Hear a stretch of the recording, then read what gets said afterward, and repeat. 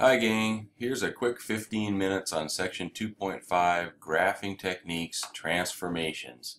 This is a whole new approach to graphing functions than what you've used before. Before we've used point plotting, which is kind of laborious. You find a lot of points and connect them with a curve.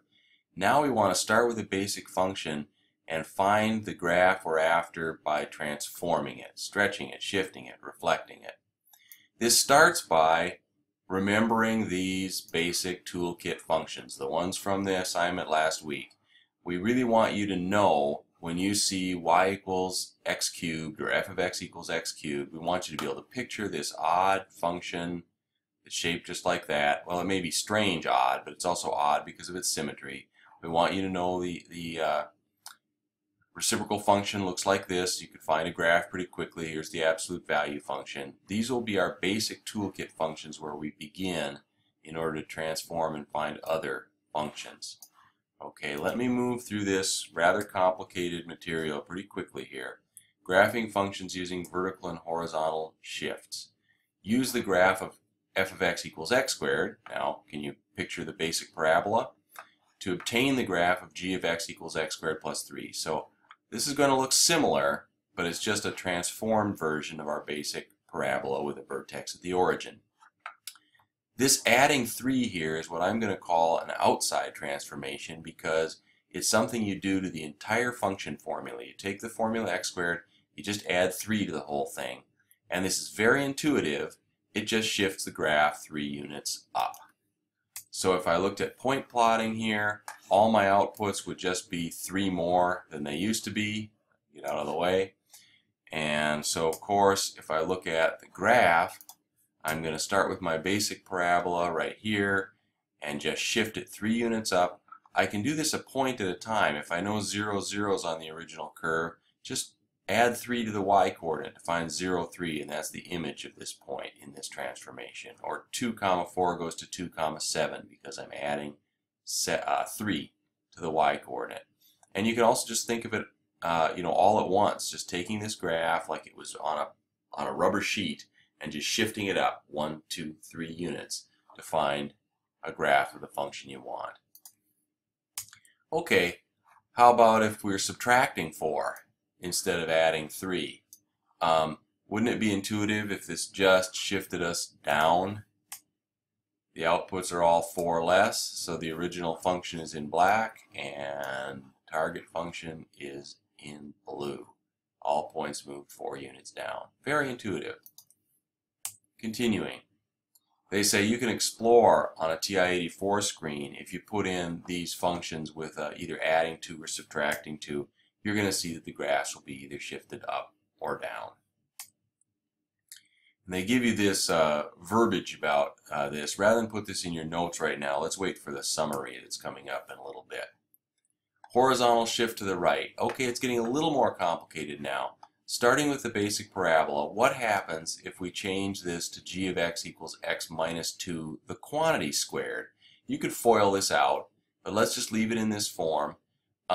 Notice here, I'll call this an inside transformation because the changes happen inside the parentheses or just happen to the input variable. Every place I had an x in my original formula, I've changed it to x minus 2. Being an inside transformation, this is going to be horizontal. It's also, because it's an inside transformation, going to be counterintuitive. So instead of doing what you would think and going 2 units in the negative x direction, it's going to go 2 units in the positive x direction. The point plotting is not all that illustrative. Here's the original y equals x squared. Here's what happens if you change it to y equals quantity x minus 2 squared. Counterintuitively, all the points add 2 to the x coordinate, right? So 2 comma 4 goes to 4 comma 4. Just add 2 units to the x coordinate instead of subtracting 2. Or move it in the opposite of the direction that you would think it would go in. On a screen, explore what happens if you subtract 3 or add 2 to x. If you subtract 3, you go in the positive x direction. If you add 2, you go in the negative x direction. So inside transformations move the graph horizontally. and they're counterintuitive, meaning backwards from what you would think. That's a really pretty good guide to remembering how this is going to work. There's the long version of it. Horizontal shift to the left.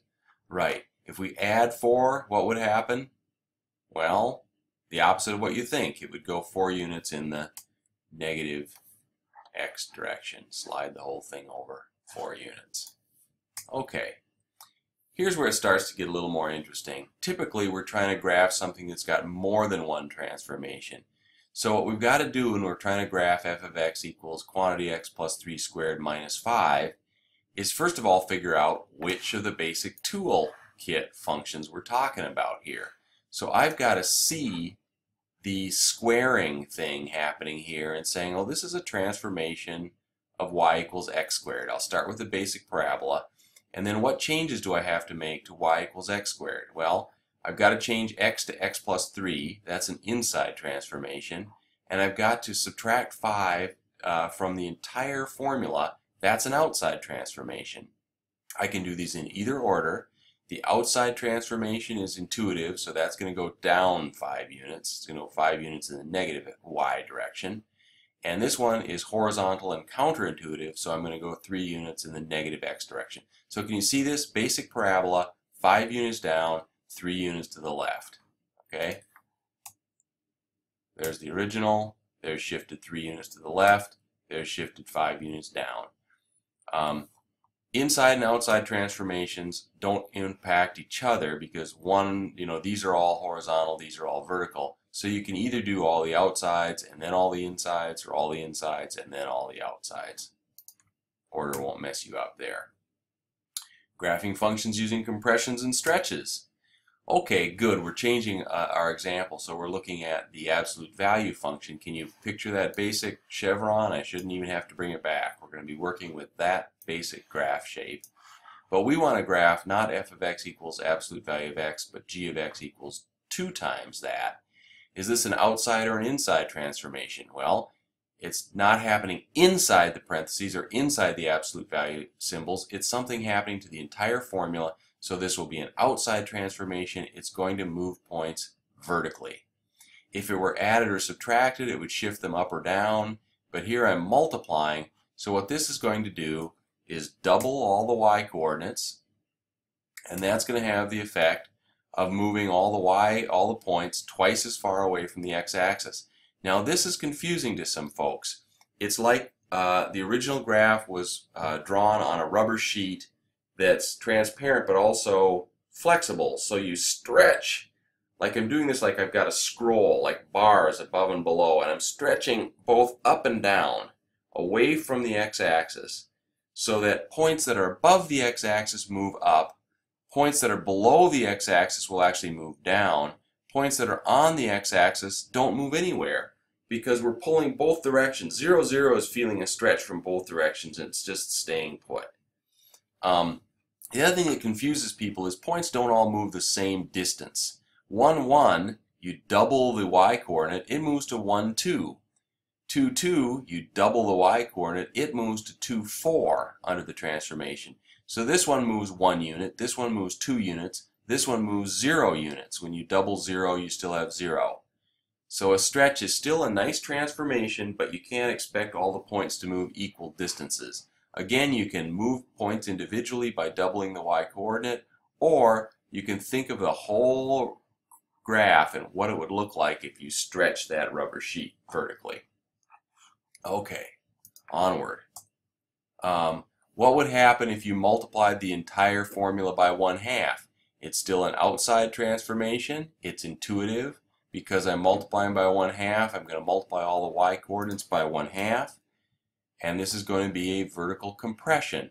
Some people call this a squash or a squish. You're kind of like an elephant is sitting on top of the graph and you're smashing it down this way, distorting it so that all the y-coordinates are multiplied by 1/2, meaning they go half as far away from the x-axis as they used to be. Things on the x-axis aren't going to move, right? Everything's just distorted toward the x-axis. Stuff below would actually squash toward the x-axis, would actually move up.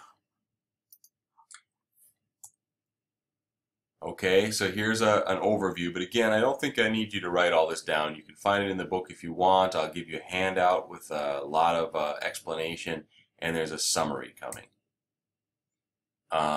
Here's an exploration with radical x. I'm going to cruise through this to save time. Horizontal compression, horizontal stretches. Actually, I'll comment on this. We're not going to really see this in the homework, but you may see it coming up if you take Math 112. These are inside transformations where you multiply x by a number, and these are counterintuitive. They lead either to horizontal stretches if you're multiplying by 1/3, or horizontal compressions if you're multiplying by 3. In other words, they're counterintuitive again. I'm going to cruise past that because honestly you don't do it so much in the homework. I think maybe not at all. Here's an example of something you might do in Math 112 in trigonometry. If you multiply the outside, it's going to stretch it vertically. If you multiply on the inside, it's going to not stretch, but compress and horizontally. There's the vertical stretch, and here's the horizontal smash.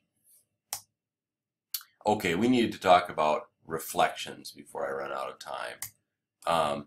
So let's talk about taking x squared and multiplying the whole thing by -1. It's an outside transformation. It should move things vertically. It should be intuitive. If I look at point plots, it just multiplies all the y coordinates by -1. And isn't this kind of what you'd think would happen? It flips it upside down. It like reflects it over the x-axis. You can move individual points by multiplying their y coordinates by -1. They reflect across the x-axis. Or you can think about taking wet black paint here and folding the graph on the x-axis, and here's the image. A flip or reflection. Okay, let me continue. How about an inside transformation where you multiply it by -1?